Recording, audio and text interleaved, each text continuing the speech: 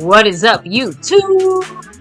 My Cowboys family here, bringing you guys the latest update on our very own Dallas Cowboys. And of course, as always, thank you so much for joining us here tonight. Take a second to hit like, subscribe, hit that notification bell. You can follow us anywhere and everywhere at My Cowboys Family, and of course, hop in the Discord. Link for that's in the description box down below. Yes, guys, welcome in to another one here. Another Cowboys chat here at MCF, My Cowboys Family. We're talking lots of things. I know there's that trade possibility rumor with MYLES GARRETT. Question mark there. Jerry Jones, eyes maybe looking that way, maybe not. But we're looking at that draft as well. And other moves by the Cowboys in this ending kind of the major part of free agency. And we head towards the OTAs and beyond. And even, I'd say before the OTAs, I guess, the draft. But as you can see here, we're definitely discussing draft. And some 30 visits here. So anyways, as we get into this, guys, thank you for joining us. And we give the shout outs, the quick rules, so to speak, of the channel. And we shout out with the person who represents the top spot, the top sponsor of the quarter. When it's the off season, we don't go monthly, we go quarterly. And the quarterly champion is JD Burton. Shout out to the OG JD Burton. Much love to him. He's in that star level membership. Top shelf in it, and he's on that ticker all stream for every stream that we go live in for the month, for the quarter. So shout outs to him. And the only one representing. Oh no, you got the Cash App King, and it's the Man Skeptical Fan. Oh, staying skeptical. Hell yeah, much love to the Man Skeptical Fan. Also the gifting champion NDN Boogie, who I think was the winner of the quarter, of last quarter. So shout outs to him, as we're gonna see maybe some torches being passed tonight. Last stream of the month and last stream of the quarter. That's right. So your last chance to kind of get in the mix. Yeah, and if you look at some of the leaders, well, you see Marco Sepians, the overall leader here. It's a tight race with him, John Luna, Aussie, JD Burton. Everyone's in the mix. A. Lavelle in a tie there with David Lara in the silver level membership. So shout outs to everybody on the current leaderboard. But Marco Sepians got 21 points so far. Holding on, hanging on in the red there. In the red zone there with 21 points on the stream boss. And you can see that when it comes to the Cash App leader, it is Skeptical Fan. Still leading. He might go back to back. Quarterly winner. Shout out to Skeptical Fan. Like I said, overall, Marco Sepians in the lead for that top sponsor of the quarter. And nobody's in the lead in the gifting side of things, which, by the way, there's 4 ways of dropping the love here on the channel through YouTube. And that's the little $ there. Donate money that way. Donate your thoughts, your comments show up on the screen, and we put you on the leaderboard. That's the way you can do it that way. It also hits the goal, which any of these that are $5 or more hits the goal on the board there out of 20. But through there, you can also hit the goal directly. And, it's one of the 4 ways of dropping it through YouTube. There's also the thanks button, which is usually can be done anytime, not during a live stream. You also have the membership side of things, which, by the way, I got to give huge shout outs to those that are in the membership since last we met here. I know JD Burton jumped back in the star level, but we also had John Luna staying and jumping back in the star level membership. The man, John Luna. Of course, they have the man, Q-Man, Justin Quarles, and the silver level, William Burney and the Navy Blue crew. We also have Tony Wimbish representing the Navy Blue and David Lara in that silver. So shout outs to everybody there. Oh, yeah, and today, Roy Strasner and John Symes, shout out to them in the Navy Blue side. They are also repping in that Navy Blue crew. There's also 4 other ways of dropping the love here, baby. The After Dark way, the Cash App King way. Yeah, anyways, I think we need to update that. Because 2 of them are both PayPal. No, that is correct. That's the correct. There's 2 PayPal ones. Yep. True. Then we have the Cash App money sign, My Cowboys Family. We have the Venmo at My-Cowboys-Family.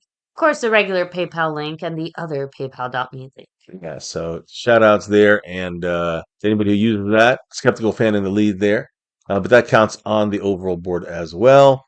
And last never least, of course, just a reminder, when it hits when we hitting that goal today, if we get all 20 hits on that goal, everybody in that's got their name, you can have a name in there 4 or 5 times. If we hit that and we hit the goal before the show ends, all the names go into a raffle, and we pick 4 names out of there and throw it into the big raffle. What I mean by the big raffle, we'll say the quarterly raffle, quarterly jersey raffle here. My Cowboys family, and the star level members and the they get one bonus raffle entry. Over everything level members, which I don't think we have any right now, would get two raffle entry uh, uh, bonus entries, and then the sponsor of the quarter also gets a bonus raffle entry. But that's four people, right? Five people right now, I think. But there's others that are in right now because we did have people hit the goal. Sometimes we have what we call a Luna drop, and just someone covers all the goal, yeah, targets. the goal targets, all 20 targets. Someone drops the whole target, then everybody who jumps in there for $5 or more is automatically entered into this main raffle, not a pre-raffle. So again, that other pre-raffle is for those that get it. Let's say we get the goal in a normal way, and everyone kind of helps out in it. Then that is the way we. If four people will be picked from there to go into this raffle, along with the star level, over everything level, and sponsor of the quarter. Which, by the way, may I add that shout outs to those in the star and silver level memberships. David Lara, shout outs to him. Justin the Q Man Quarrels.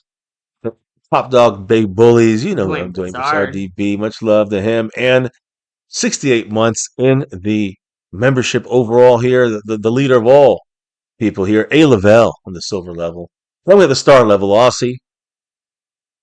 We have the man John Luna and JD Burton. Shout outs to all three of you guys. And currently, I mean, that's the toppest health we have people in right now when it comes to the membership. And I think everybody in memberships can also what do you call it? Share memberships, and that's one of gift memberships. That's one of the things. Again, I shouted out all the people that are in the membership since the last time we spoke, and those that are in the silver and star. But anybody in any level of membership can gift memberships as well.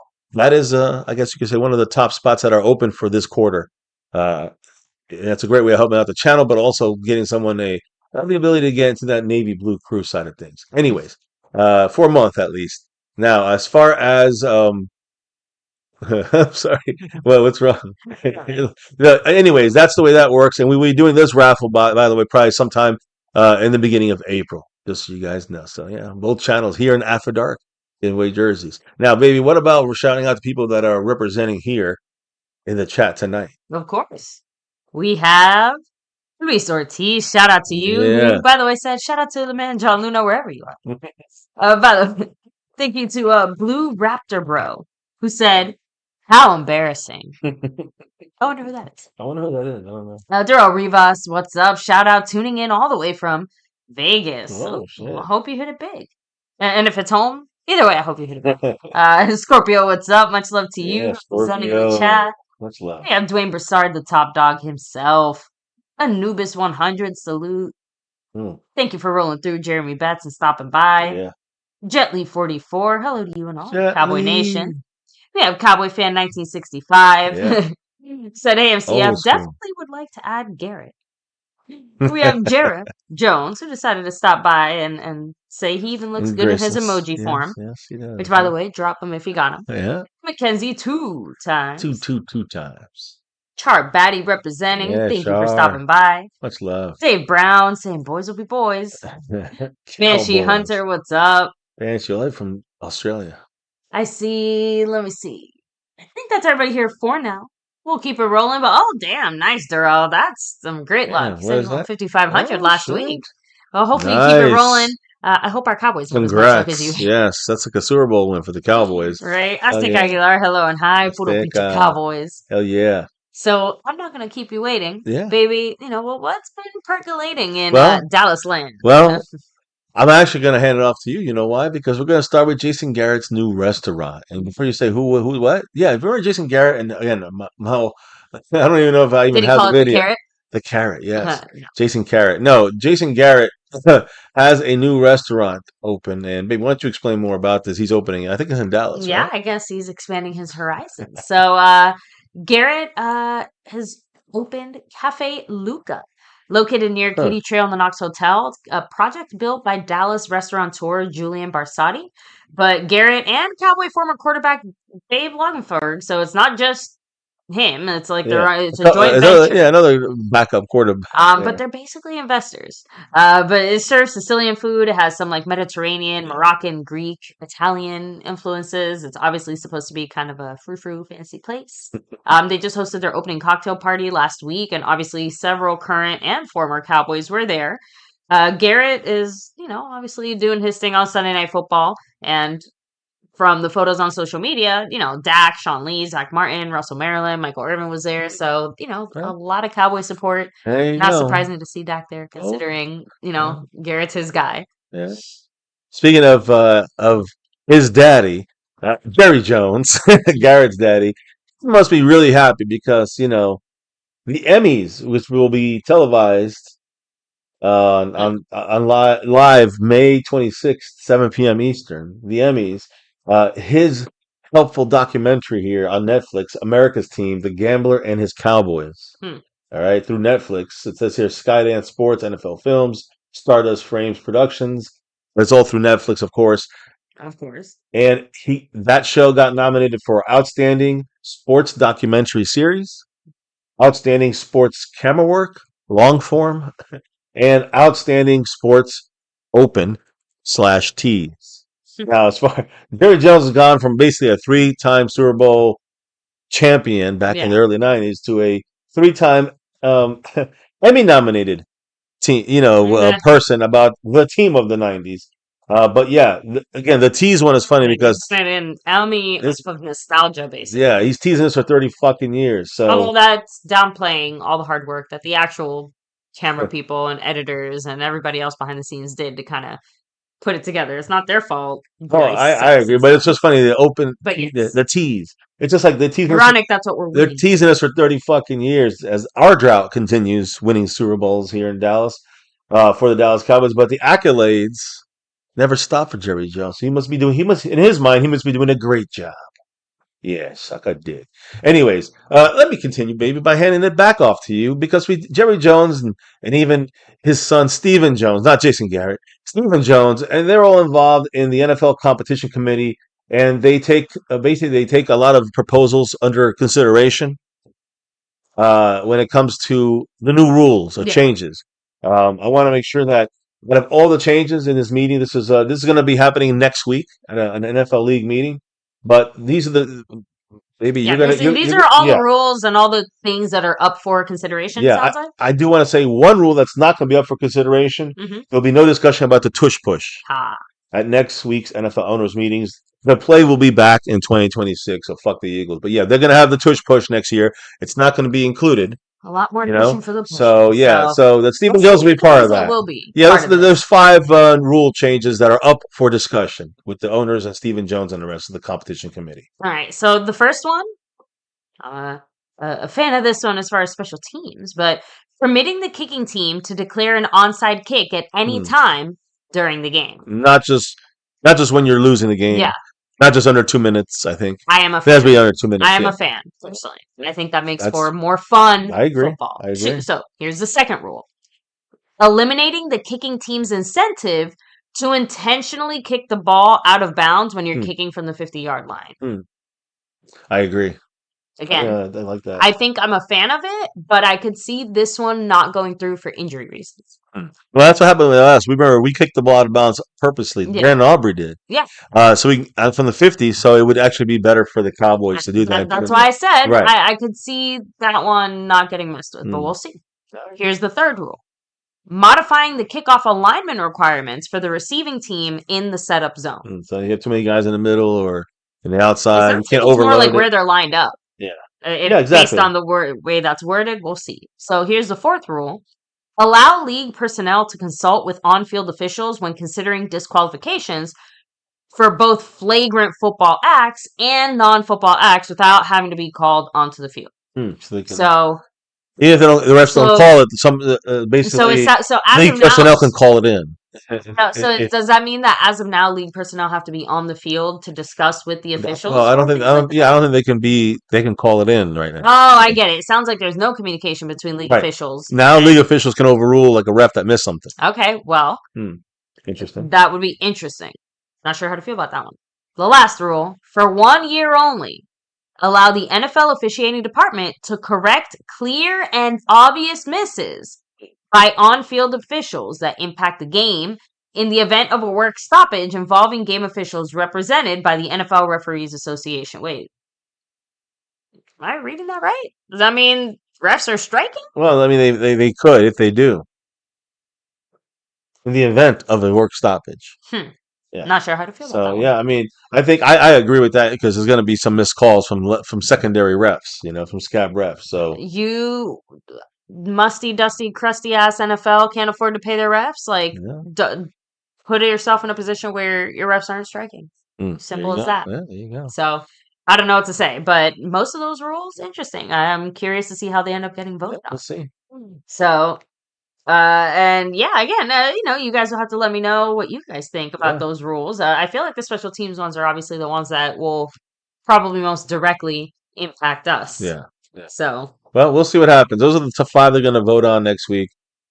Stephen Jones and the rest of them. Stephen Jones and Jerry Jones are trying to figure out what to do with his team, and so some of our guys are getting, not re-signed. AI refs will be up next. So Yeah, that's why I said we had it in baseball. In baseball, we just had the AI refs in a way, the umpires that would challenge, and it would fix some of the calls. But here's the thing: when it comes to our Cowboys, we got some guys that we're not going to re-sign. Okay. And they got signed by other guys right now. So linebacker Jack Sandberg, who was with the Bears, came over when Everfluss came over. Everfluss, he was not a good signing. He has signed with the Chicago Bears. Jack Sandberg back with the Bears. You got Peyton Turner. Could have been something there. Went through the Saints and Dolphins, and he ended up with the Cowboys last year. Didn't play much. Was injured. Signed with the Detroit Lions.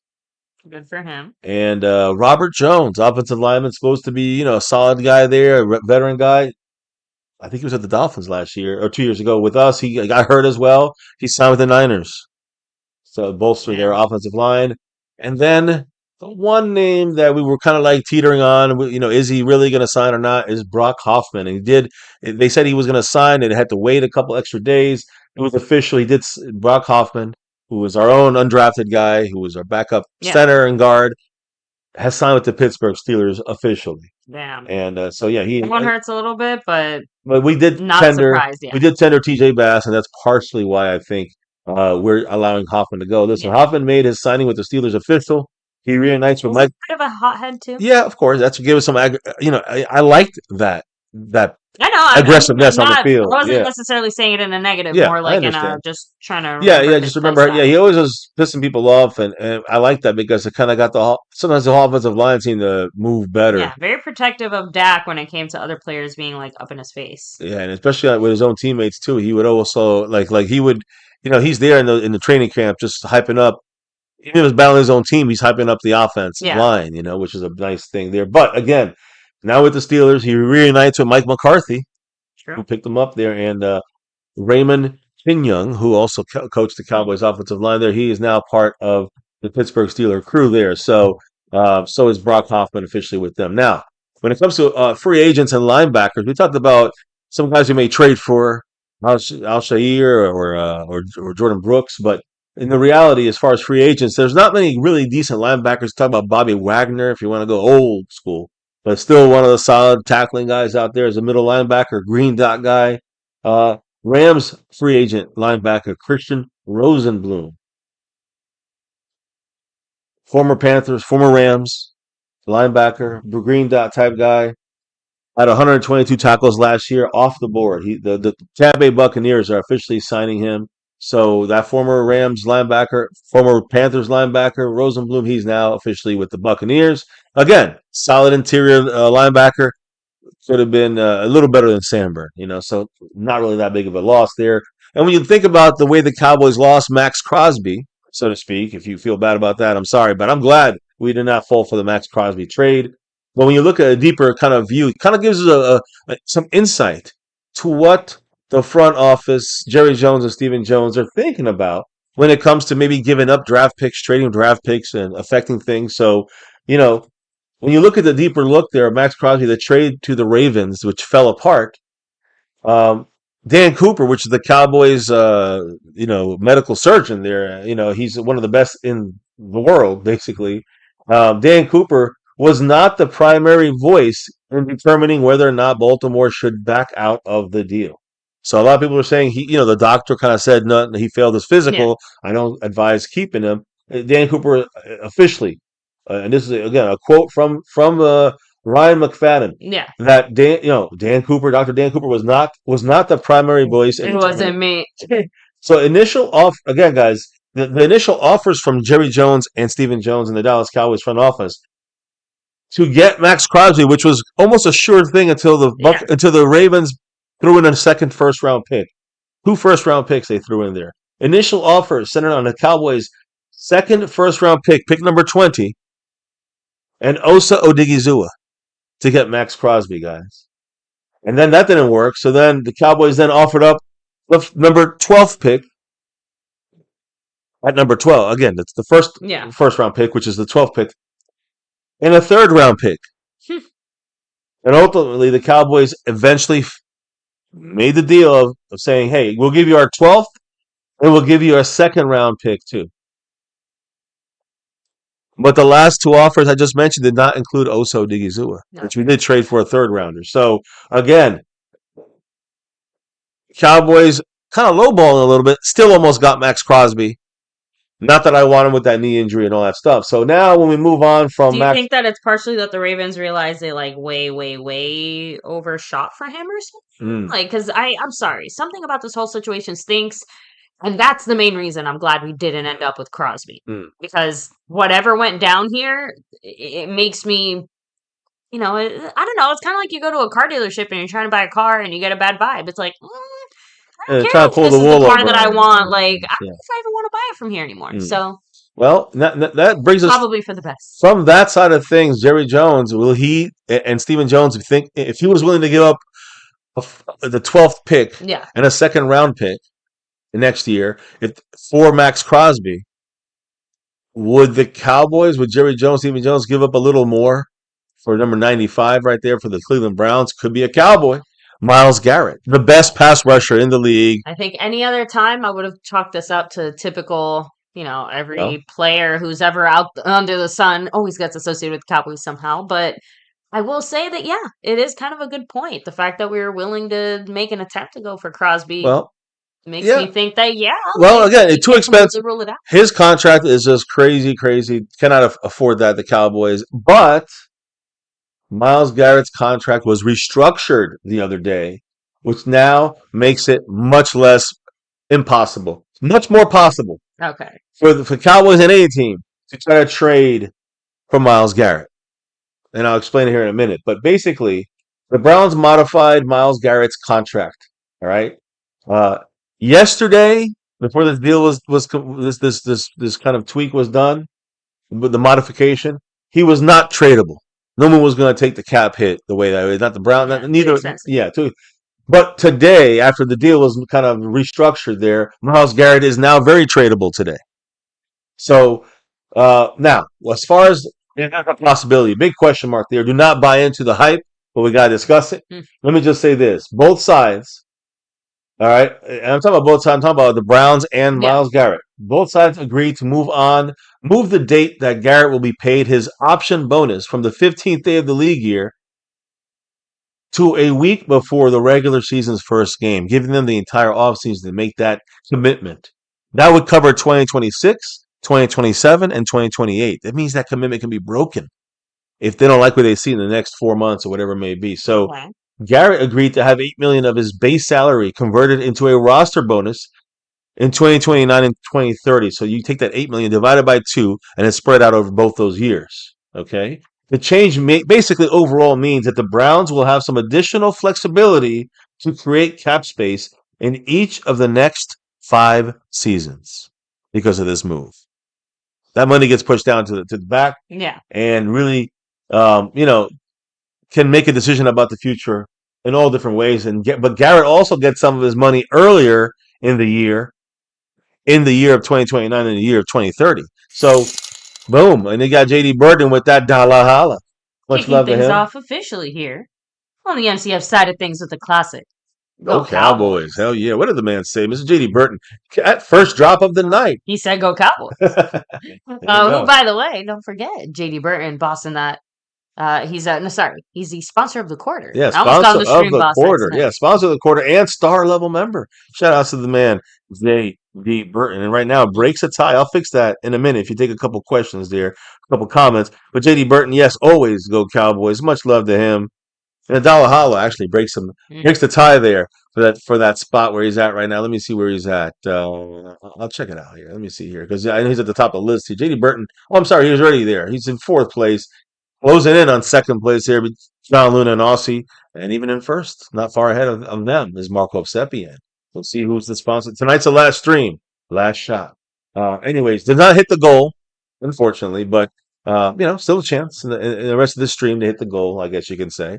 But either way, well, there you go. I think we got Mr. JD Burton, who just did he just take over the stream boss from Mr. I Marco believe Seppian? he just He dropped that did. one to that 20, and that's a Take 21. $20 Yeah. holler. That's I know. in. I was gonna say that's 20 plus. Oh, shit. And that puts him in a bit of a driver's seat for the overall board. Let me update that, baby. What did the man say? Mr. J.D. Burton say star level member. Draft can't come fast enough. And guys, yeah, we obviously, this is a slightly draftier stream as we get closer and closer. And, I do want to know your thoughts. I know Scorpio shared earlier that, he's like, yeah, I've been doing a few mock drafts and, Caleb Downs. Caleb Downs, is he down? He keeps falling to us. Yeah, so the injury didn't help him. Could help us, but will he get there? That's another question. And Mr. MCF, I think, brought up a really good point when we were having our own draft discussion tonight over dinner. Yeah, we'll bring it up here in a minute. So yeah, I'm not gonna. I want to just. I do want to shout out JD Burton because right there he knocks out 4 of the 20. So it says 1, but we know you hit 4. So there's 16 more hits that got to be dropped there to hit the goal. So shout out to JD Burton, who would have 4 raffle entries and for the side raffle, let's say, to get into the main raffle. And drop your comments on who you would like to see the Cowboys draft in the first round as Mr. MCF. Yeah, we'll get close to that in a minute here. Yeah, but I do have to close out a couple things for the free agency side of things. So we're going to discuss it here. We're gonna let me see here. We're gonna Bane is an option. Mm-hmm. We'll talk about a couple different options and how we can figure out maybe which ones are the best ones in a quicker, free agency is a big part of that because again, free agents means. I mean, we got some decent guys here, and that is why to me, free agency has to be considered first. But now we're kind of at the end of it. Let's be honest now. So that's why tonight's show is it's kind of both. It's kind of like a little bit of free agency, some of our own housekeeping, and then of course. A lot of it is of the draft. But let's keep it going, man. Much love to JD Burton, who's now the stream boss, and does not move him up, actually, past John Luna or Aussie. He's a little bit behind them, and then a little bit behind Marco Seppian, but not far behind either of them. And right now, we got 4 out of 20 hits, 16 or more to go. Now, let me just go back to Myles Garrett. Let's go back to Myles Garrett for a moment and explain one thing here when it comes to number 96, from the Browns, if he could be... number 5 from the Browns. If he is a Cowboy, I think he's taking that number. But here's the thing, guys. The reason all of this is relevant when it comes to his contract movement, especially to the Cowboys, and really all the teams, is the suspicion that has accompanied what the Browns did as one of the takeaways from kind of a little restructure real quick, where Garrett is suddenly more tradable from a contract standpoint. Okay. So it would stand to reason, guys, that any trade for Garrett would have to include both first-round picks this year for the Cowboys. Probably future draft capital as well. So as of right now, it got to be noted, guys, that the Cowboys cannot technically trade either of their first-round pick next year because the better of which is not going to determine which one is going to be going to the Jets for Quentin Williams. Okay. We gave one away for Quentin Williams, but it's going to be which one is the higher one goes to Quentin. So basically, we can't trade until we know which one has been earmarked for not us. So the one that's better is not ours. We get the later one. So the Jets get the earlier one because of that Quentin Williams trade. So even though we can trade next year's number 1 pick, we could trade one this year and one next year. And probably a second rounder somewhere next year. Or we could trade 2 this year and a second rounder next year and make the deal done now. If the Cowboys wanted to, that's what's it's gonna take to get someone like someone like Myles Garrett on this team, which to me is by far the best pass rusher as a complete edge rusher in the NFL. And again, healthier, quote, knock on wood, than Max Crosby for sure. Mike is just coming off that ACL tear. So right now, to me, right now, I mean, Cowboys could do a second round pick that becomes a first rounder if a certain condition is met. If the Cowboys go a first rounder and 2 second rounders of some sort, right? It's a lot of combinations, but even 3 first round picks to some people feels not enough. Like 2 this year and 1 next year. Well, we have no. I think that's too much in my opinion. But 2 in a second even might not be a bad move. I don't know. This guy's a game changer. He would be better than Micah Parsons, and he would make the pass rush almost an issue where you'd have to cover. You'd only have to cover for about a second and a half of real tight coverage before there's going to be a disruption in the pocket. So if you were going to do all that, you might as well have kept Micah. yeah, but Micah was getting slowed down. He's been in the league longer, and he's not slowing down. So you know what I mean? Like Micah has really kind of been abused a little bit because of his lighter frame, and he played linebacker, of course, in Penn State. So Garrett is a big guy. He's a big edge player. He's always been an edge player wherever he's played. So that's the reason there. Now, there's no way we're gonna Jerry Jones give up 3. I don't think he's gonna give up 3 first round picks, but the conversation, all right, for the Cowboys side could start with like a first, a second, and maybe a second next year. That's, let's say, going to be a compensatory move. If something happens, we give them a first rounder. Yeah. It would be 2 first rounders and a second. That would be more possible. But 3 first rounders is, I guess, also a possibility. This would be a true all-in position for the Cowboys, ruining the next 2 years of draft picks. Would 3 guys be worth 1 guy? Would our front office picking a Mozzie Smith, and a Sam Williams, is that worth, and let's say and a Taco Charlton, those 3 guys worth Myles Garrett? You know what I mean? So again, I know I'm using the worst, but it could also be Zach Martin and Tyron Smith and Micah Parsons. Of course. So when you said throw in a second round pick, I'm like, who cares? That's what I'm saying. But I'm saying it could be good, it could be bad. But the thing is, this guy's a sure thing. He's a sure deal, right? So this would be an all-in, and we haven't really seen that kind of move by the Cowboys in a long time. I just want to add one last thing about this. The Browns themselves, literally, like, I don't know, yesterday I think it was, the Browns said they are putting out the word to all 31 other teams that they are not interested in trading Myles Garrett. That's what they're saying. But many, many experts around the NFL say different, say that they are literally trying to trade him as we speak. So either a little reverse psychology or a little bit of desperation. Like we gotta unload him here as soon as possible. Or hey, you know what? We just want to make it better for our future. That can be a possibility too, right? Jerry Jones. Or maybe they're serious, but he makes them an offer that they can't refuse. Jerry, we've been not trading players, and teams send us offers all the time. Like, just because you send an offer doesn't mean you're going to say yes. Exactly. So, yeah, I mean, I don't know if anybody has any thoughts about this. Myles Garrett, possibilities in sending a little carrier pigeon with talk it out, due diligence as they call it, right? Yeah, a little due diligence from old Jerry and Steve. It's more the fact that it is legitimate, because let's be real. The Cowboys are usually always try to go after these types of players when they've been in the mix. But we usually come in with the world's saddest little offer that we know is going to be pretty much outright rejected. So we almost got Max Crosby. That's what I'm saying. To have us be confirmed to be the number 2 and so aggressively going after Crosby, that does mean that, like I said, whether it goes anywhere, I don't know. But I feel very confident that the Cowboys are probably sending an offer to the Browns as we speak. I mean, I would say listen, I would say this at the very least. Like, whether they don't at least send an offer is my point. The thing is, whether or not the Cowboys actually pull the offer through and have sent something to the Browns. I think these 2 comments in the chat. Well, Jeremy Betts. Well, I think at the end, I think that there is. I think Jerry Jones, and Stephen Jones have, touched, made a call or checked it out, due diligence. But I think it'll take a lot to make that move. What's the chat saying? Well, Jeremy Betts said, Myles Garrett's a dominant force. Hell yeah. He's worth 3 times those guys. Scorpio said, Myles Garrett's nice, But one player won't make a difference. We need more than just one guy to fix this defense. And both guys make great thoughts. Luis Great Ortiz also commentary. throwing it out there. Like I was saying and arguing earlier today, Howell has the same college sack numbers as Myles Garrett did in 2013 and 14. You get similar styles and traits for basically pennies on the dollars, and he stays for the next 5 years. Yeah, So as a first round pick, he'd instead have of one getting more Myles year. Yeah. Garrett, look for the next Myles Garrett.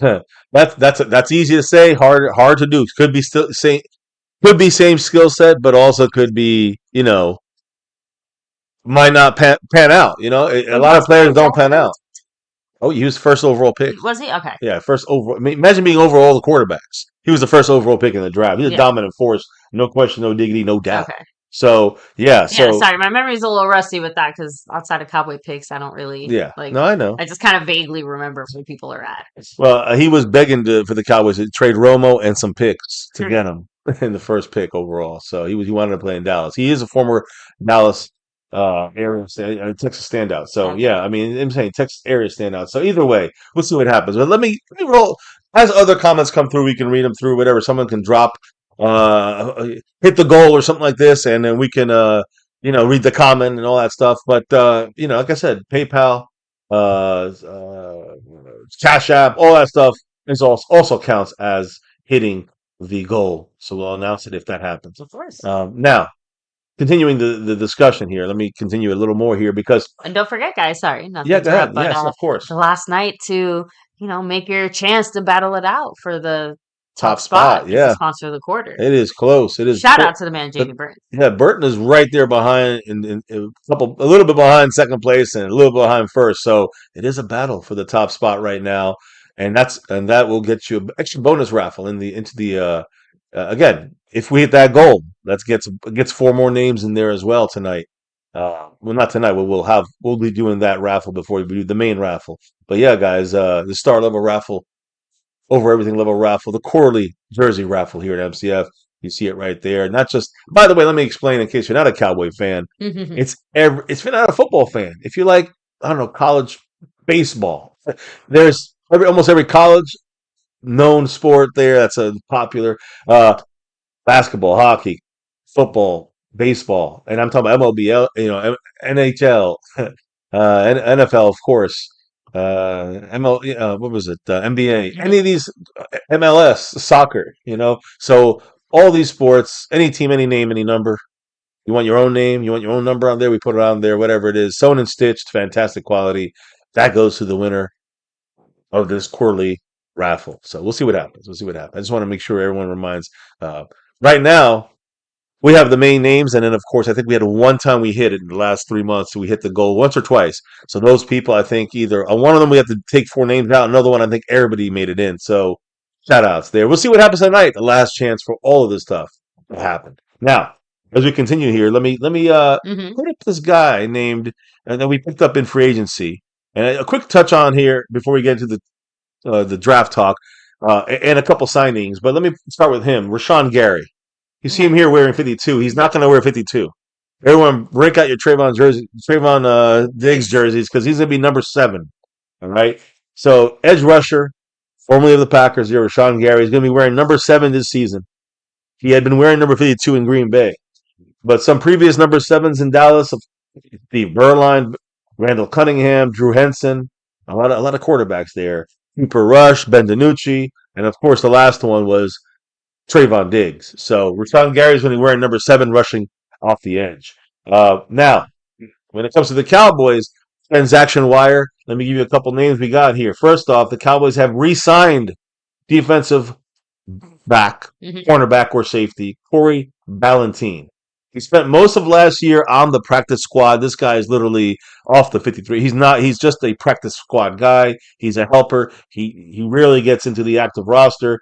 He spent most of last year on the practice squad, but he did yo-yo back and forth on the active roster and back, to the practice squad, taken to the active roster for a week, then 2 weeks on the practice squad again, and then a week on the active roster. He did that for like 2 times. So he was able to get on there. He played in only 5 games last year. And those 5 games, he took 47 snaps, and there were 47 were on special teams, and only 23 were on actually defense. So again, more of a special teams emergency backup player. we picked up. So we got him for he's not even going to hit the salary cap. So we basically got a free practice player there. The Cowboys then signed somebody off the team. The newest, and last time we talked about it was cornerback from the Rams, Kobe Durant. The Cowboys announced the signing of cornerback Darion Kendrick, who split time last year with the Seattle Seahawks, who won the championship, and the Los Angeles Rams. Another Rams cornerback to the Cowboys. He has 3 career interceptions. So let me explain the deal here real quick. It's a 1-year deal worth $1.145 million. It includes $170,000 in active roster bonuses. So basically, not even hitting the salary cap. Okay. Really, another free player, basically, that we signed. More of a depth. I was just about to say, I'm like, some depth moves. Yeah, just to give you a little more depth on this depth player, Cowboys signing Darion Kendrick to that 1-year deal. He had 2 picks last year, played for the Seahawks, and then he played with the Rams to finish the season out. He adds depth to a cornerback room. We know we have, Deron Bland, Ron Rell Jr., we got Kobe Durant. Those are the 3 starters right now. You got Kalen Carson. You got Reddy Stewart. You got Crosby Bridges. Corey Ballantyne, I just mentioned him. Josh Butler coming off the injury. And, of course, now Darion Kendrick, who's a little more experienced than most of these guys. So another former member of the Rams secondary now is coming to Dallas. He was a 6th-round pick by the Rams in 2022. Keep that in mind. So later, kind of like a Donovan Wilson type as far as the round pick there. Kendrick did not make the roster for the Rams after 3 years, right? He wore his welcome there for those 3 years.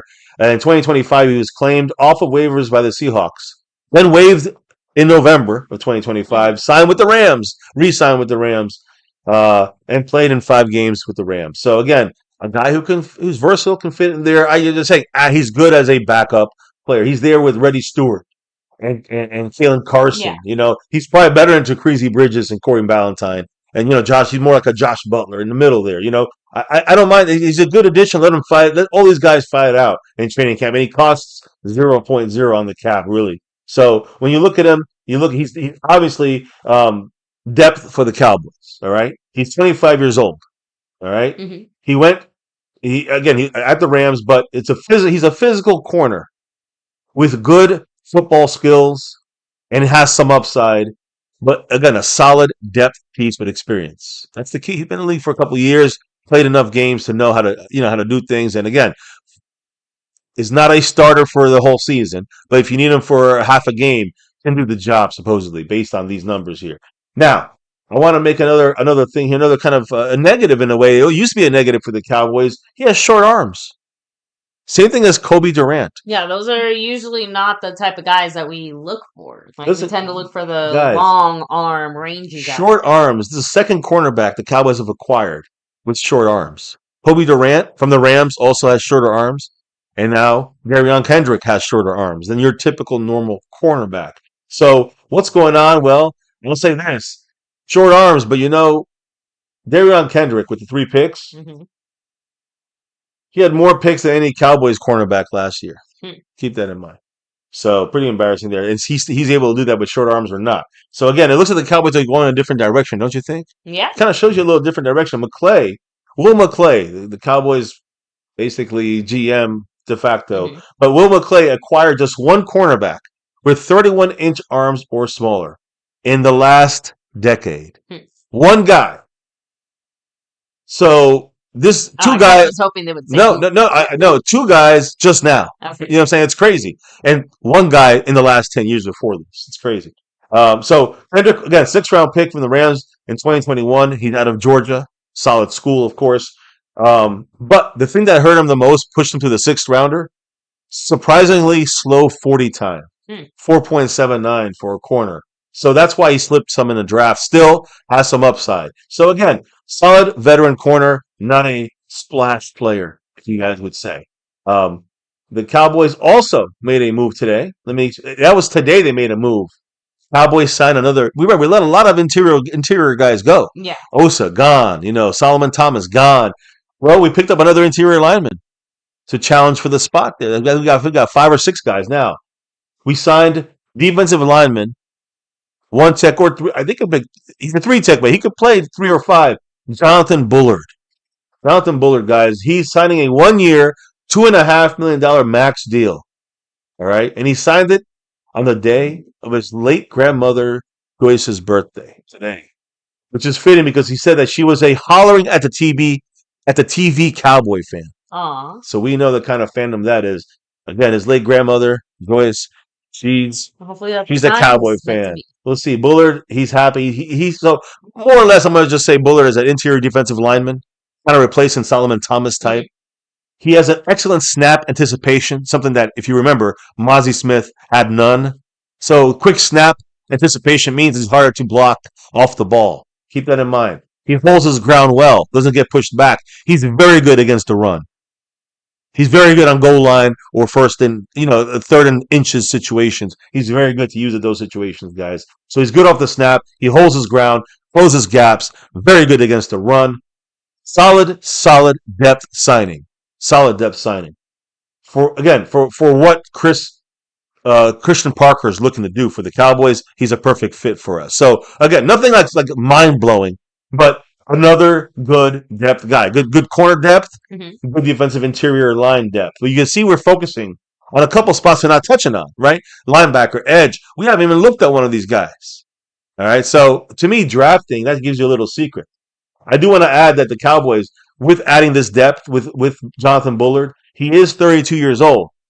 But he started 37 games in the last 3 years for the Vikings and then last year with the Saints. So he is an active player, who is in the rotation. So to me, we lost Osa. To me, was overpaid. And, this guy's getting $2.5 million. To me, he's just as good as Osa. Yeah, Tom said I love this year's free agent signings, by the way. I definitely better than the past, although we still haven't made that extra huge splash. We haven't made that, let me just say, we haven't made that the MYLES GARRETT, trade splash. I was gonna say, to be that fair, kind of deal. We haven't tried since we just got into discussing Max Crosby. Exactly. So You're we right. see the vision. Is my point. I'm excited to see how this new direction for the Cowboys pans out because I do think this is, even if it doesn't quite go right, I do think this is we're heading in the right direction. I think is a better way of explaining it. I agree. I agree, at least with the guys we have now, because it's kind of as much as all in you can get, because you have guys going to be losing contract. But that kind of takes me over to, we're talking about making big splashes, right? Mm-hmm. Well, what about the biggest splash that we made, I guess you can say, from our team this year? This guy right here, George Pickens. I mean, he's franchise tagged $28 million, right? $27.5 million. But things have now changed, because earlier this week, guys, ESPN, and we know the source of ESPN, all sources, NFL sources, Offensive Player of the Year and Super Bowl champion wide receiver Jackson Smith-Njigba reached an agreement with the Seattle Seahawks on a 4-year, $168.6 million contract extension that makes him by far the highest paid wide receiver in NFL history. The deal averages $42.15 million per year. $42.1 million per year. Includes over $120 million in guaranteed money. Both of those numbers set records for any wide receiver ever. So when you look at the list, Garrett Wilson, $32.5 million per year. DK Metcalf, $33 million per year. CeeDee Lamb, $34 million per year. Justin Jefferson, $35 million per year.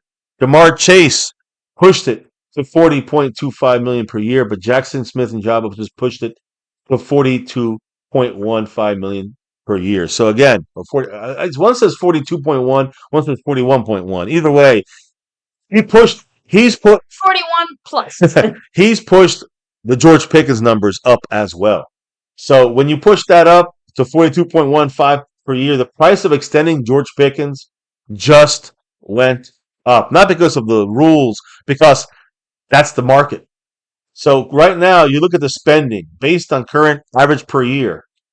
The Seahawks are spending $83 million on wide receivers. The Bengals, $77 million. The Cowboys, $71 million as of right now. So the Eagles, $67 and the Lions, $64 million. But again, $71 million. Imagine if we had to pay the extra money. Average per year, let's say $36 million for Pickens now. Now he's getting paid more than CD all of a sudden. He gets that per year. I mean, now you're looking at 85 million per year. By far, we are overspending on the receiver spot by $4 or $5 million, even than the Seahawks have. Yeah. So again, to me, and I've been saying this from the beginning, from the first day, I didn't know if we would franchise tag him. That was always an option. But it feels more realistic. This is going to be Pickens' last season wearing that star. Yeah. And I believe he's going to play on this tag. In case anybody still was like really holding out hope that Yeah. was somehow not going to be the case. There's a couple different options. I'm going to be honest, guys. So option one, I believe, is the most realistic option. Is the one I've been saying for a while. Franchise tagging him, almost $28 million a year. He plays on the tag. He's going to, knock on wood, everything goes good. He plays well. We get a third-round comp pick for him in 2027 in free agency, which we gave up a third-round pick last year for him, this past season for him. So we get our third-round pick back just a couple of years later. We get the usage of him this year. That's major with CeeDee Lamb. That's a kind of a go-for-broke kind of deal, right? So that's one option. Another option, of course, trade him this year. If you trade, now you don't get his services this year, but you trade that $28 million set deal to a team that's going to pay him $38 million. He's going to give him what he wants. And we can then either get draft picks or we can, maybe the Browns want him. I don't know. I'm just saying, these are things you got to think about. There's also a tradable option here. Then, of course, the other option is after this season, the Cowboys sign him long term. They have to pay $40+ million a year, which sounds like the insane option. So the ones that are realistic, I think this is his last year with the Cowboys. We get full use out of him, or if some crazy deal comes through the pipeline, and someone wants Pickens and gives us a first-round pick and gives us a fucking top pass rusher or something, a top linebacker. Maybe I don't know what the deal is going to be, but it might happen. So just keep that in mind. But the most realistic is he plays one more year, full blast for the Cowboys offense, and then gets the third round comp pick. And then we get a third round comp pick. That's what I feel like will happen. So, and you look at even Brian Broaddus. Brian Broaddus said, quote, do you think the Cowboys know that nobody would want George Pickens and are letting him to be told no a lot? It sounds like no one's made a deal for, or even, you haven't heard any kind of deals being made for George Pickens, guys. All you hear is yes from the Cowboys at $28 million. To the franchise tag. So again, we know that the Cowboys gave him permission to negotiate with other teams.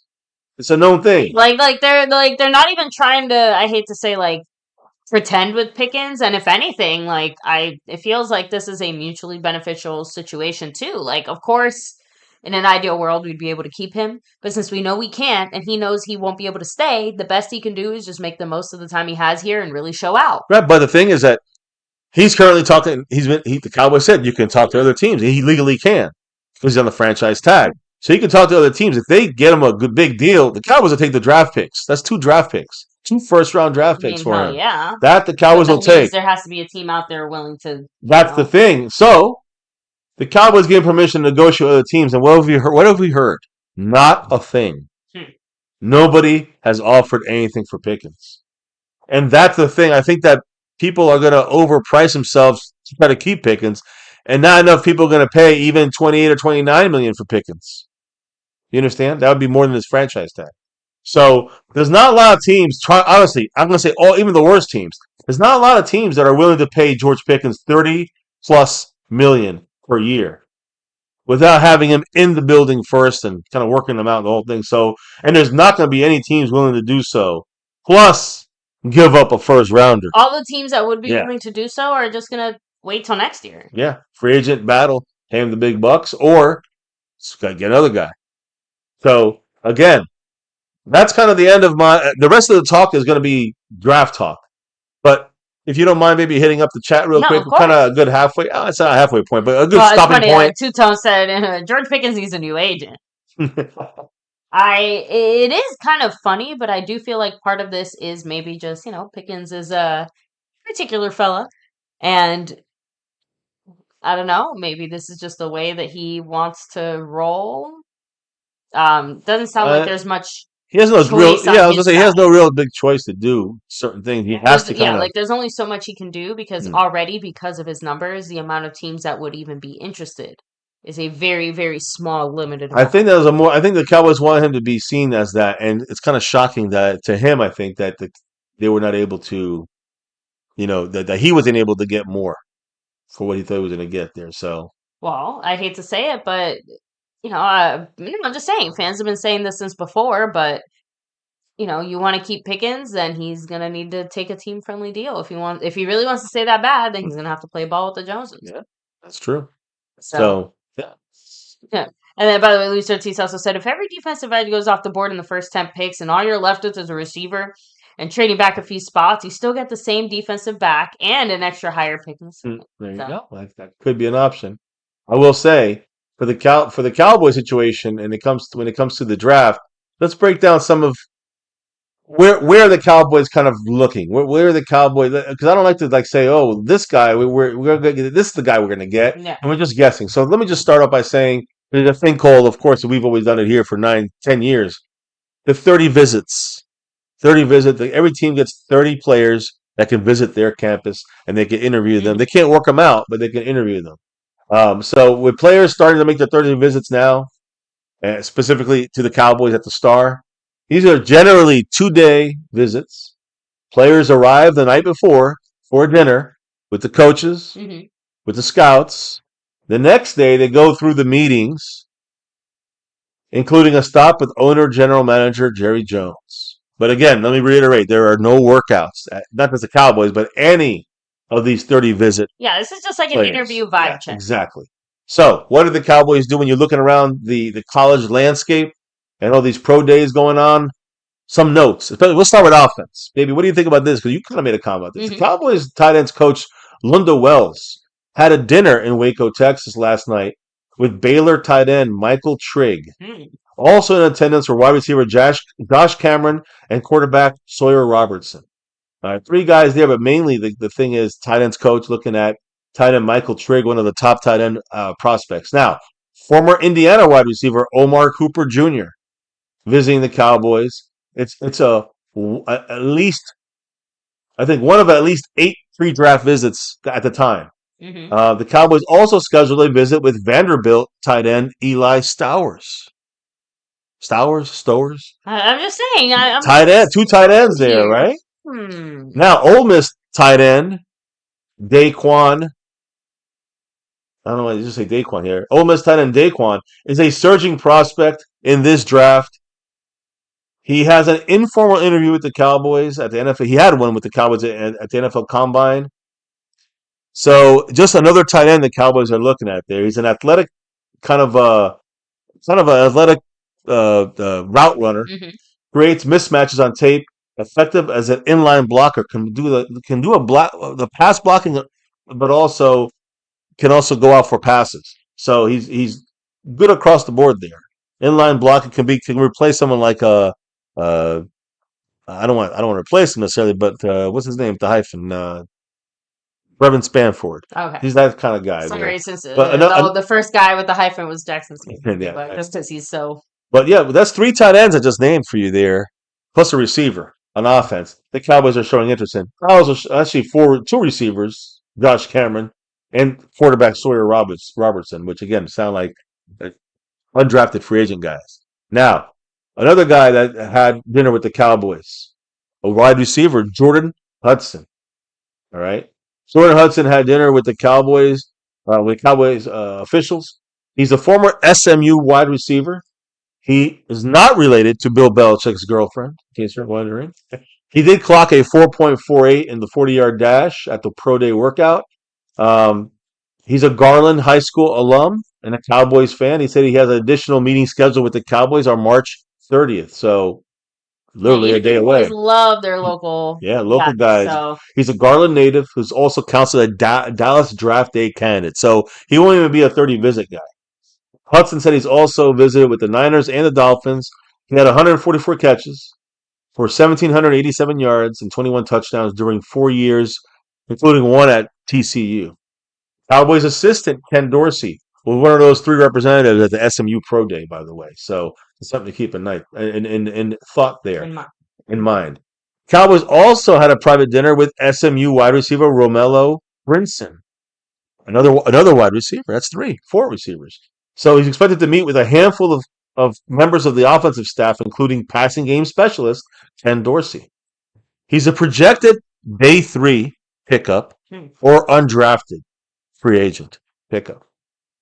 Played 5 years, but his 2025 season was the most productive, which was the most recent one. Okay. The thing that I don't understand, and I'm kind of saying this to a lot of these offensive guys that I'm talking about right now, we're taking out undrafted free agents for dinner.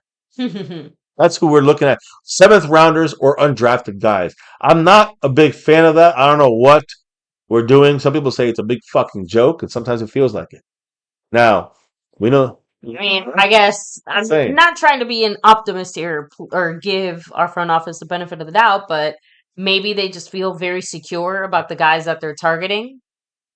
Just throwing that out there. Yeah, I mean, maybe so, but I mean, if we see one of these guys get taken in the 4th round, I'm gonna be pissed off. I'll be honest. I'm just saying, like, maybe they just have more questions about some more of their depth guys than they do about some of those mid-round guys. I mean, there's got to be. There's got to be mid-round guys that have depth, that provide us depth too. So that's the thing. I'm like, why are we going so deep in the draft? I don't know.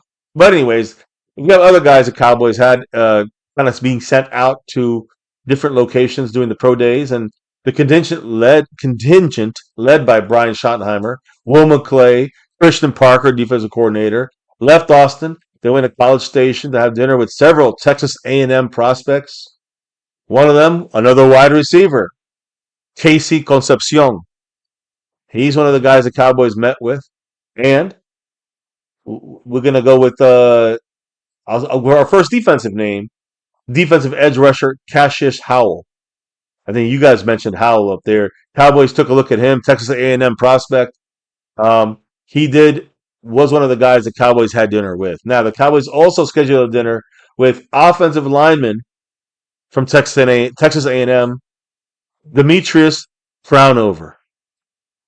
So again, we're going to see an offensive lineman, Texas A&M, and a lot of interest there.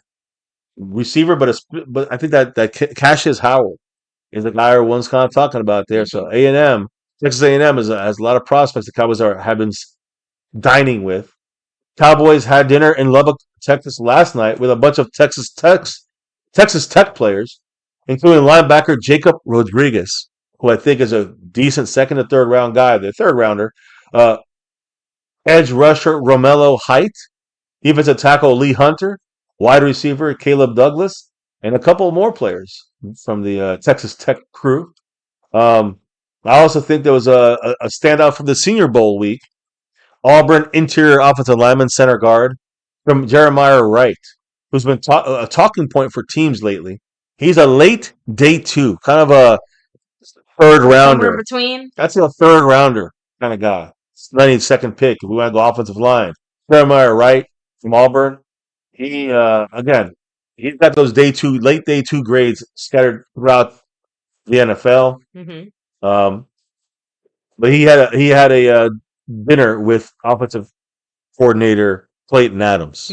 So that's an important. Remember, Clayton Adams is an offensive line guru, or specialist. So he's meeting with the offensive lineman. So let me just say, a couple names that are part of the not 30 visits, but part of the Dallas Day visits. And there's 2 names. One of them, his name is Ashton Hawkins, a wide receiver from Baylor. I think I might even mention him. But his projected round is undrafted. He's a Dallas Day visitor.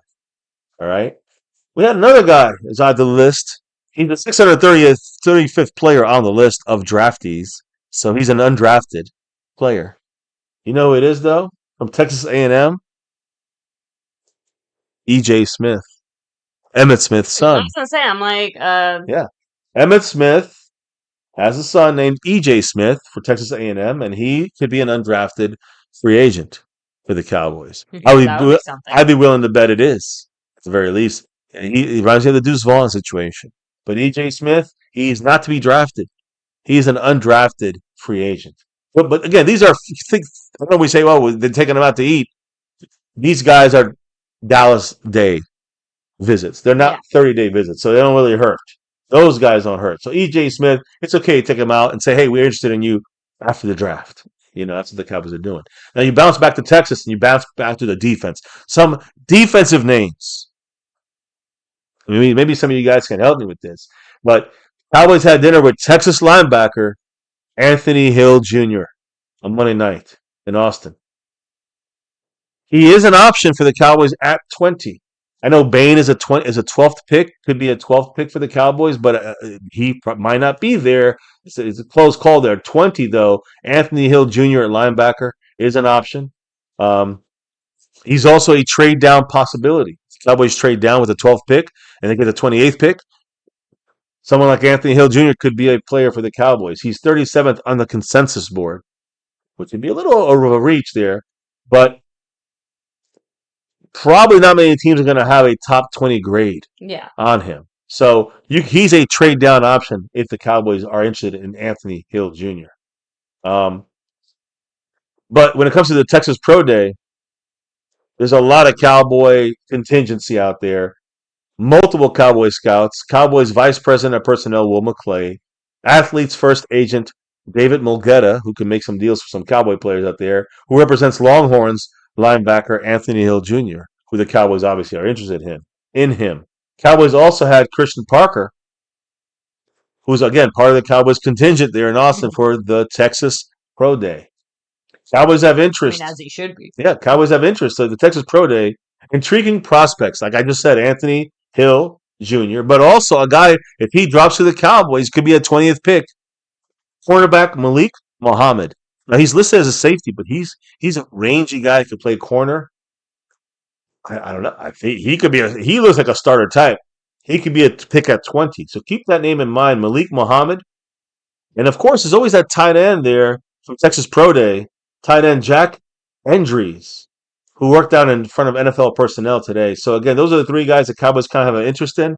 I think the best of the three, to me, at cornerback, Malik Muhammad, moving to corner, has seen interest from the Raiders, the Niners, Commanders, and of course, our Dallas Cowboys. So he's a guy to kind of keep an eye on, along with Anthony Hill Jr., but I'd say he's more of a later pick, in my opinion. Now, University of Miami, Florida.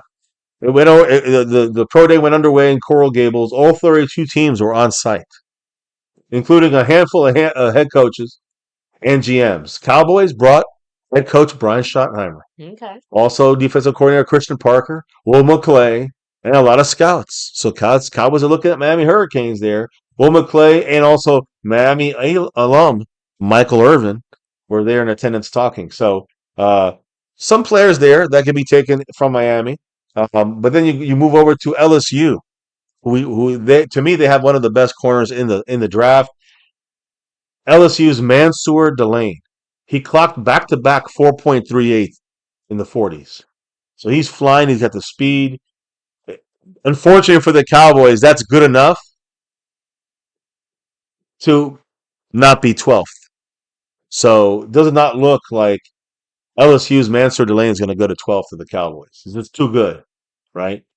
He was in Frisco, though, for a top 30 visit with the Dallas Cowboys. But that's only if he somehow drops to us. Okay. That's the only way I see us getting him. Now, a guy like a linebacker like Sonny Styles, I think he'd be a great pick for the Cowboys from Ohio State. He's one of the Cowboy 30 visit prospects. So Cowboys also like him. I also think he's similar to Mansour Delane. He's going to have to be one of those guys that dropped for some crazy ass reason. He's from Ohio State, solid top 10 linebacker in the league in the draft. So I'll be surprised if he drops to the Cowboys. So the Cowboys are interested in him. The Cowboys also, out of the Miami contingency, the Hurricanes, are hosting cornerback from Miami Hurricanes, cornerback Keontae Scott. Dallas needs the safety position, obviously, and they're doing extra work on this year's draft class. He is one of the best nickel defenders in this year's class. A potential top 50 draft pick and more of a nickel cornerback, which would push Deron Bland to the playing the outside corner. But he is probably the best or one of the best nickel cornerbacks in the draft, and was visiting the Cowboys as well. So the Cowboys have shown interest. So hosting him that those 2-day visits. Cowboys keep them coming through here. Um, Stephen F. Austin College. Cornerback Charles Demings getting that 30 visit treatment by the Dallas Cowboys over the next 2 days. He's a Mesquite Horn High School product. So technically he's not counting as a 30 visit. He's technically counting as a Dallas Day visit. Um, but he did work out. He was worked out by the Saints cornerbacks coach Grady Brown earlier. And he looks like a kind of a mid-round pick. Talk about round 3 or 4 draft pick for cornerback in most draft circles. So again, could be someone has a high upside for a cornerback prospect, but smaller school. I guess you could say Stephen F. Austin. So Charles Demings, look for him in the 3rd or 4th round possibility. Cowboys are interested in him. He's a Cowboy. He's a Dallas Day workout. Cowboys also are hosting UCF. Go Knights! UCF edge rusher Nigelic Kelly. They're hosting him for a 30 visit right there, guys. So he's 6'5", 256 pounds. He has outstanding length, 35 and an eighth inch on the arms, 12 sacks over the last 2 years for UCF. But he also, you got to remember, guys, he combined with the UCF Knights, but also played with the Miami Hurricanes. That's why he was a dominant force in UCF, because he's a dominant player. If he was in Miami, he'd be one of their top guys there. So I'm just saying, that's a guy to keep an eye out as kind of an edge rusher. UCF, but really Miami Hurricane background there, right? He transferred to UCF from Miami. So you're talking about edge rushers there, cornerbacks. What about linebackers? Well, Cowboys are hosting Missouri linebacker Josiah Trotter. They actually took a picture from his camera and posted it on Instagram. He was out the window of showing the Cowboys field. So he was visiting the Cowboys, I think, yesterday. He's the son of former Eagles linebacker Jeremiah Trotter, which I'm not a fan of him because he is a hated Eagle. But I will say this about all of these guys: I'm pretty much almost not the Caleb Downs or the Mansour Delaney's or the top guys. But I'm talking about a lot of these other guys, these undrafted free agent type guys or mid-round guys. A lot of these guys, I will say, there's a lot of those kind of guys, but there's really a lot of guys that are kind of the 20th pick to the 92nd pick. The spot we don't have picks in there. That's kind of where these picks, a lot of these players kind of fall in. What about trading back that 12th pick? Possibility getting 2 second rounder, getting a first and a mid-second rounder. You're getting 4 picks in the top 92. That's the way the Cowboys could look at this. It sounds like a trade back possibility. The thing I think is, if the Cowboys find the right player falls through, Sonny Styles or Caleb Downs, Cowboys go for them. But outside of that, they might be looking to trade back. When you look at the Cowboy players they brought in so far, Sonny Styles, Mansour Delaney, Keontae Scott, Malik Mohammed, Charles Demings. Those are the corners, by the way. Receivers, Omar Cooper Jr. I told you a couple of the other receivers ready. You had safety, Kamari Ramsey from USC. You had edge rusher, Romeo Height, which I talked about him from Texas Tech. Nijak Kelly from UCF.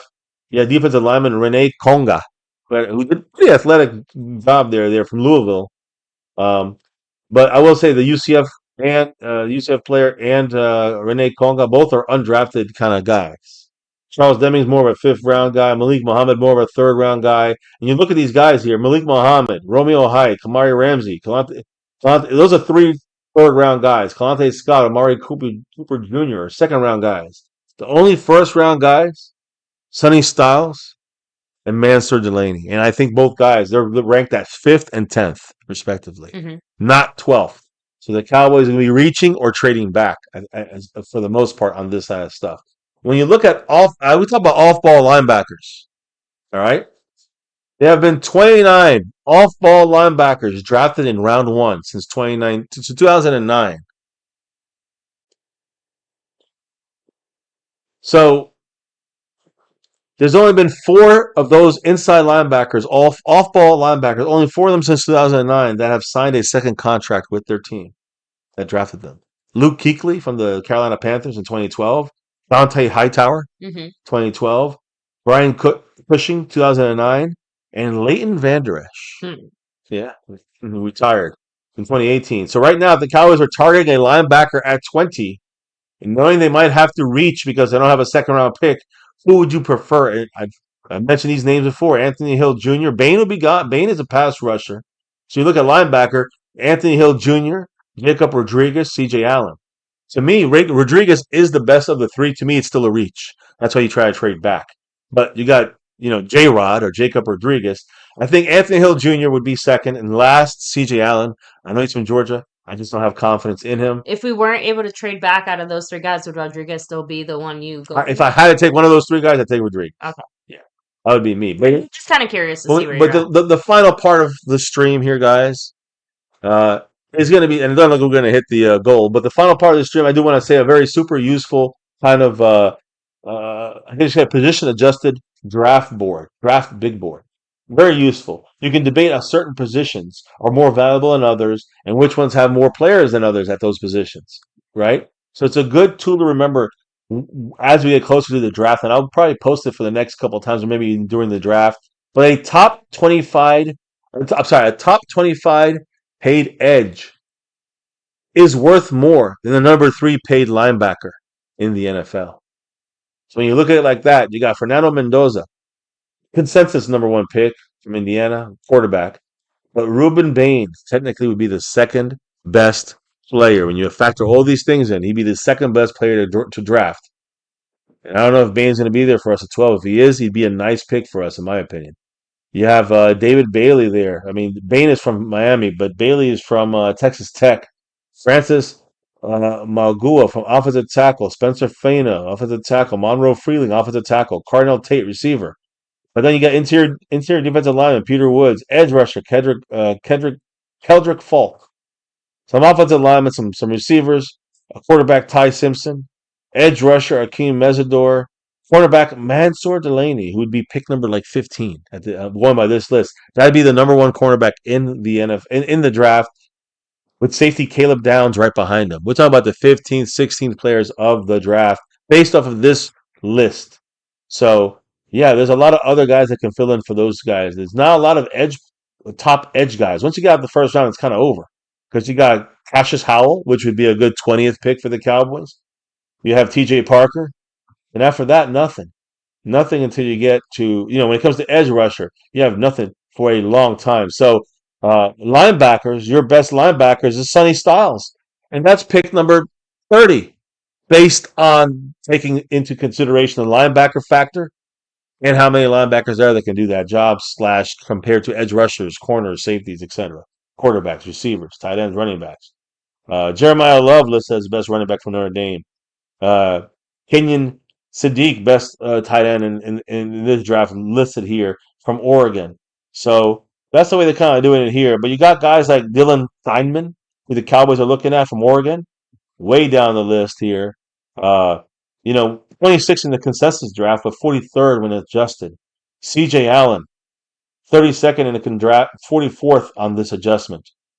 There's a safety, a linebacker there. You got Brandon, you got Emmanuel McNeil Warren, safety from Toledo, 47th on this list, 31st in the consensus. So there's a lot. And I talked about Anthony Hill Jr., the linebacker, 42nd on the consensus overall draft board, 50th on the adjustment board. So, when we look at our guys, I would love to get someone like a Ruben Bain from Miami, Florida, pass rusher, edge rusher. There's always an option for me for Mansour Delaney at cornerback or Caleb Downs, cornerback safety type player. Those guys would be great in my opinion. But I also think that when you start looking at linebacker, Sonny Styles sticks out in my mind. He will be probably gone by the 12th pick, but if he's not, that would be an option for the Cowboys. So those are the multiple different things the Cowboys are playing with there. It depends which board you're looking at or which list you're looking at, but that's kind of the way things fall when it comes to this draft. We'll get into this a little bit more in the month of April as we get ready for the draft at the end of April. And I'm pretty sure, if I'm not mistaken, starting in the month of April, and I got to talk to the Lunatic, but I think we're going to have a jersey raffle here, a straight-up jersey raffle based off the panel, based on drops. I think it's going to be if people give like $5, they're in the raffle, or $10 in the raffle. We'll have to figure it out. But we're going to figure it out very soon here, starting for the next stream. But this stream is coming to an end here in some few minutes here, and we're going to be announcing the champions, which right now seems to be Marco Seppian and Skeptical Fan as our 2 champions, with JD Burden as our stream boss. And It's Indian boogieing on to another one on his own in the gifting side of things. But that's the current standings there. Let me hit up, baby, if you don't mind, hit up the chat for the last couple of quick comments, and then we're gonna say goodnight. Two-tone football, by the way, said MCF, my number 2 linebacker is Sonny Styles.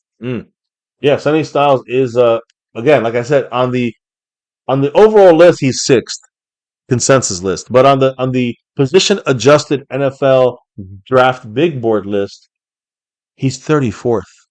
So, I mean, I would love to take him at 20th, but I think 12th would be, I take him at 12th is the point. As I'm trying to say, no matter what this board says. Now, Luis Ortiz said, I don't care who we get as linebacker. Too many are pretty much just lumped together. There's not much separation, but I want a starting pass rusher and corner. See, that's the thing. Edge rusher is a big one there. So, let me see. Well, Little Dallas Cowboys just talking quarterback right now, so not exactly what. Yeah, we're not getting Mendoza. Discussing. That'll be maybe next year, the year after. Oh, but we did hit. You're a Cooper Rush believer still. We did hit 6 now on the board because we had a $10 holler from Jeremy Betts, who is in the running there. I have to check Skeptical Fans, but they're in a neck and neck a little bit there when it comes to I'm gonna have to check that now, don't I? Yeah, because this is for the championship, so to speak. So let me look at this here. Shout outs to Jeremy Betts. He said for support. Thank you, brother. Go Cowboys. Jeremy Betts, keeping an ear on things and watching and listening to this Cowboy conversation we're having here. Let me make sure I adjust things here. Hit a couple comments and just remind everybody actually to take a second to hit like, subscribe, hit that notification bell, follow us anywhere and everywhere at MyCowboysFamily, and of course, hop into the Discord. The link for that's in the description box down below. Of course, guys, again, we just shouted them out, but an extra special shout out to the sponsor of the quarter, Mr. Burton. JD Burton. Yeah, also the stream boss. Around, fully locked, fully loaded. And Skeptical fan always staying skeptical as your Cash App king. Indian Boogie, the gifting champion. That's current leaders, though, Marco Seppian, the overall leader, and, again, just the current drop, Jeremy Betts with a $10 holler. I'll go Cowboys. And I'm going to check this maybe as you maybe do a couple comments or say a couple of things. Make sure I got this accurate. Well, there was one little draft thing that I wanted to bring up just as a general because you kind of mentioned it. I don't want to interrupt you then, but of course. Thank you. It is a little bizarre that the Cowboys are only looking at basically super depth late draft players. So it did make me kind of go like, that is a little weird. Why is that? Or like there's a few top guys, there's a few later, all the later guys, but that's basically it. What exactly is it that we're doing? Because it makes me feel like we are trading back in the draft. If we're not even bothering to look at gives that flavor for sure. For sure. We got some love here from Forever Runway Fashion Online. Shut-ons. $1. So yeah. Technically, I mean, you never know. Make a big run at things. I guess it could happen at one moment, but yes. Rings a bell. But real quick, thank you so much for everyone waiting. Thank you. Why not trade for Myles as in Garrett? Make it easier on the back end to play defense. It would definitely improve the back end. That's one of the things I keep saying that with him, you have to cover for what? Minute and a half? I'm sorry, a second and a half? Minute and a half. Second and a half is all you'd really need, right?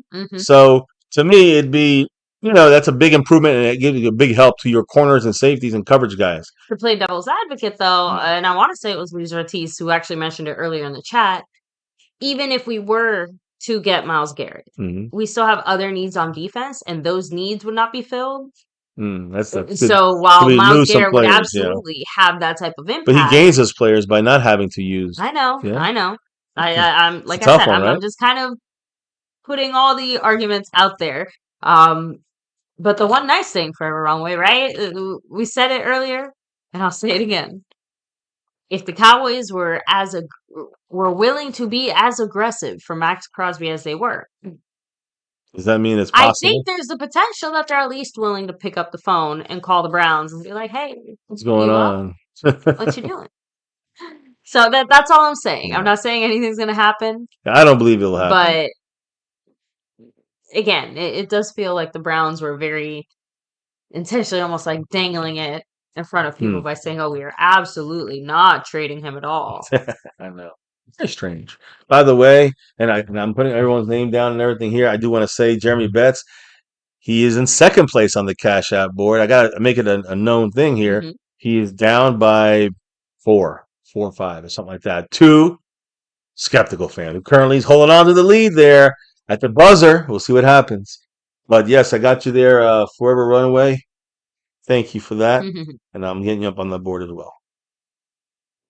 Oh, so and with I that mean, said, guys, no, I just that I do think that brings us pretty much to the end of our stream here. So we'll start doing the final shout outs here in yeah. just a moment But once Mr. MCF I finishes do his think I do think that the trade down option is. We always talk about that as we hope, we hope, we hope. we say it every year, Never but like I said, happens something really. about it this year, Hmm. it does seem awfully suspicious. I Even just for it's even for our front office, it seems weird. I That's guess, why we're yeah. sitting here like, So I agree, but at the same time, I'm kind of like I don't want to get fooled again in the sense that we're going to trade down if none of our guys, which is one of our guys. You know, that's the thing. did It's you usually. bring up CeeDee Lamb? What I do don't you think you mean? did. So no, remember how I said that there was a dinner discussion you and I were having about the Yes, draft, and yes. you were actually, Oh again, yeah, as that's you were right. just talking Yes, in that's right. general, you're the one who brought up the fact that, hey, well, you never know because, we did get CeeDee Lamb because I think I had brought up Caleb Downs specifically, not as in like, oh, I want to draft him, just kind of repeating what Scorpio had said. Hey, there's been a lot of mock drafts where Caleb Downs is still kind of falling to us. You kind of mentioned, oh, there's no way. And then you're like, well, we did get CeeDee Lamb and we were expected to Hmm. trade back that year. So I feel like we're in a similar type of position. We're going to see if a player that we really like falls to us. Sonny But we're Styles, going a into Caleb yeah, but we're Downs. going into it with the anticipation of they probably won't and we'll have to trade back for the actual player that we're actually targeting and not just the pie in the sky hopeful Hmm. ones. So similar to the Hmm. CeeDee Lamb draft though, a pie could fall from the sky. If one of these pies fall from the sky, the Cowboys will probably take them at 12 or And then the 20. pie is not a lie. Yeah.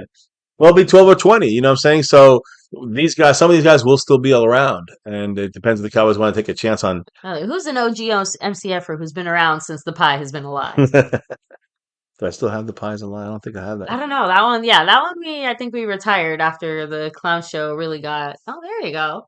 The pie's alive. Old school MCF.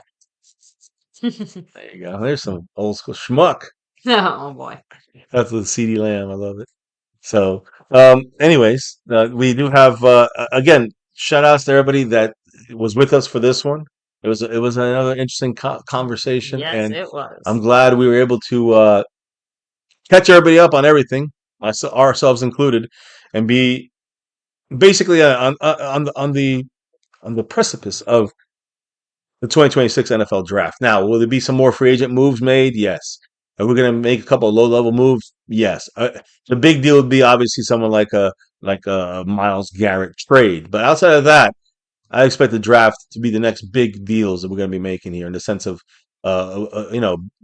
big players for the future for this team to succeed. So that to me, one or two of these guys on that screen, maybe wearing that navy blue silver too, and that star on that helmet over everything. So again, that's kind of what it looks like from my perspective, and I'm hoping the Cowboys can turn this into a successful draft based off a decent free agency. I'm not gonna give it an A, but I'll say it's a B free agency right now. So yeah, I mean, that's pretty much it for me. We did hit. I just want to make it. I know it says 2 out of 20, but to make it clear, it was 6 out of 20. We were 14 away from hitting the raffle, getting everybody either getting everyone in the raffle or getting the getting the top 4 names we picked out of this group of names. But either way, we appreciate every single one of you guys. Chilling, And hanging with us here. yes, and a big shout out not just to the current winners that we discussed, but to ones that are going to be taken over for April. And that is, yes, the sponsor of the quarter. It's going to go from JD Burton to Mark Hosepian. We're going to get the skeptical fans. Looks like it's going to stay. Not Jeremy Betts made a last second move, but it looks like it's going to stay in skeptical fans' hands. And then looks like Indian Boogie's going to keep his title for a little bit longer, but JD Burton takes over, stays at the 95 point segment on the stream boss. So shout outs to everybody here. Thank you all for being part of this thing. See Luis Ortiz in the house. Thank you, little Dallas Cowboy. They all talking and arguing. Baby, this is the final shout outs, and let's wrap this baby up for this first quarter of 2026. Thank you, Little Dallas Cowboy, Luis Ortiz. We had Two Tone Football, of course, Man Forever Runway, Scorpio representing, Jesse Merle. Rolling it back. I know Aztec Aguilar 04 was in the house. Jetly 44 also. Have a great night. Jeremy Betts, thanks for rolling with us. Yes, sir. Thank you, Jeremy. Darius Davis, AOD, Scorpio, of course, the man JD Burton, Dwayne Broussard, the top dog himself. Yeah. Jared Jones, Terrell Davis.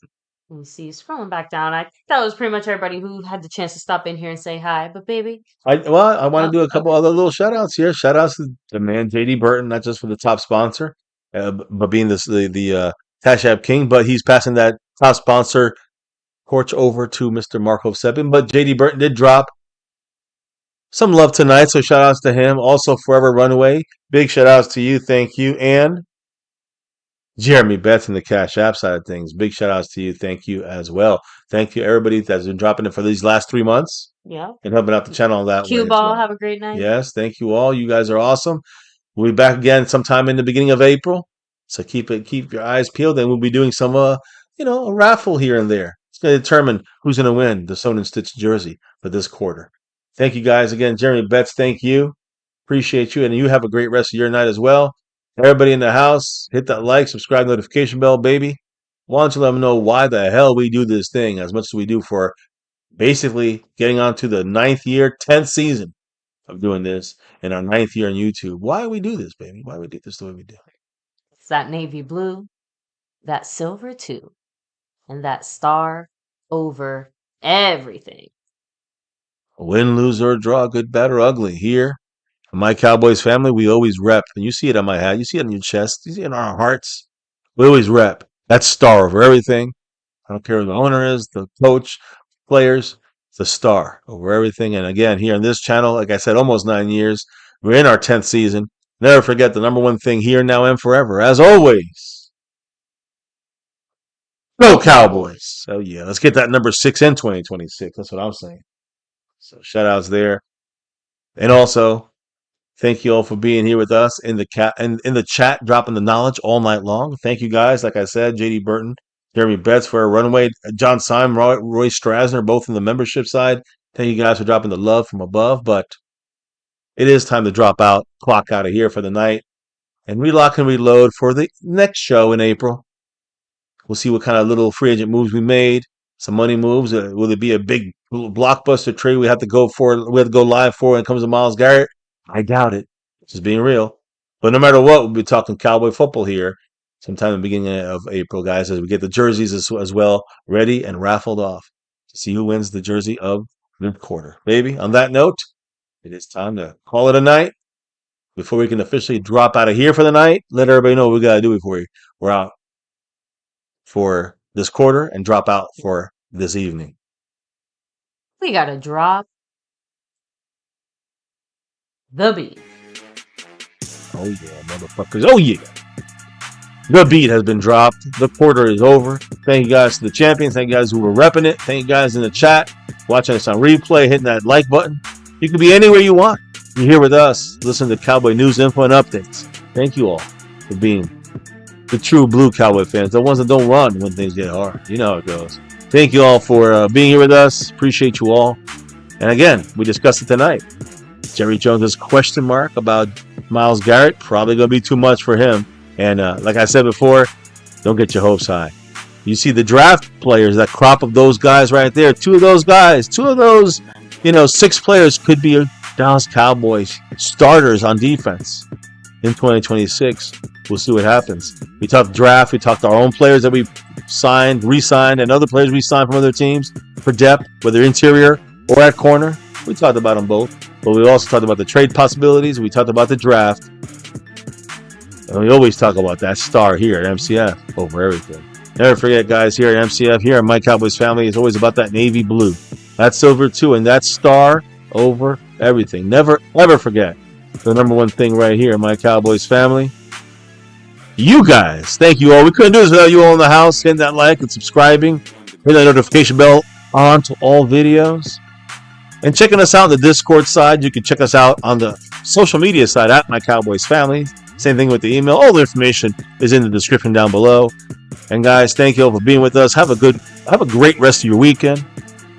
We'll see you here again soon in the beginning of April. And never, ever forget, stay safe. And go Cowboys!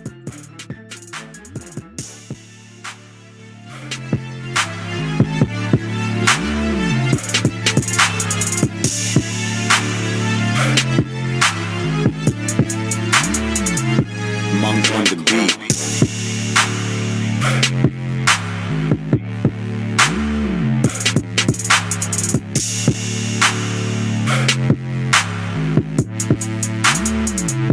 Monk on the beat.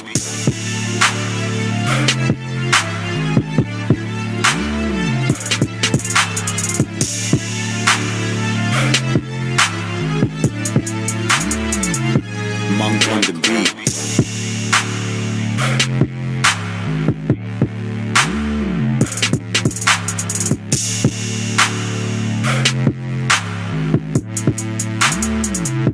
Monk on